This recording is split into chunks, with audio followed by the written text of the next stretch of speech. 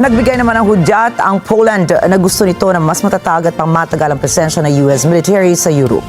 Ayon sa Polish Defense Minister, imposible ang seguridad ng NATO kung walang pakikilahok ng Estados Unidos. JC Yumul po para sa balita. Walang NATO kung walang US. Ito ang pahayag ni Poland Defense Minister Ladislaw Kosniak-Kamysz sa harap ng pagpapasiklab nito ng mga tangke, drones at mga armas sa pampublikong pagpapakita ng lumalawak na lakas militar. Nie ma NATO bez Stanów Zjednoczonych. Jeżeli ktoś sobie dzisiaj próbuje w taki sposób wyobrazić funkcjonowanie Sojuszu Północnoatlantyckiego, to nie ma też potęgi Stanów Zjednoczonych bez ich udziału w NATO. To jest to jest relacja dwukierunkowa. Ayon kay Kosniak-Kamysz, handa ang Poland na magdagdag ng presensya ng US troops habang nakikipag-ugnayan sa Pentagon.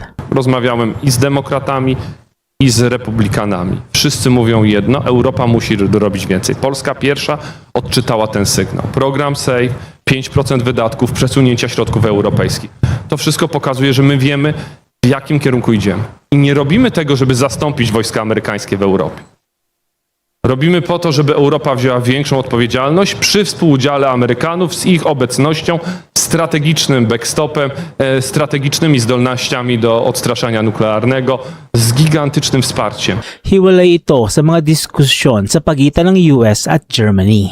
Niemcami, więc nasza gotowość, nasze rozmowy są dużo dłuższe i utrzymanie obecności wojsk w Europie na podobnym poziomie, jak mamy dzisiaj, czyli około 75 tysięcy, jest strategicznie w interesie wszystkich państw. Sinang-ayunan nito ni Foreign Minister Radoslaw Sikorski kasabay ng pagtanggap sa US forces at pagbibigay diin sa lapit ng distansya nila sa Ukraine. My nie wnikamy w to, skąd ci amerykańscy żołnierze mieliby przybyć. W Polsce będą mile widziani i umowa o statusie wojsk jest, uważamy, konkurencyjna dla Stanów Zjednoczonych, bo wspieramy ten pobyt sumą $15,000 na żołnierza.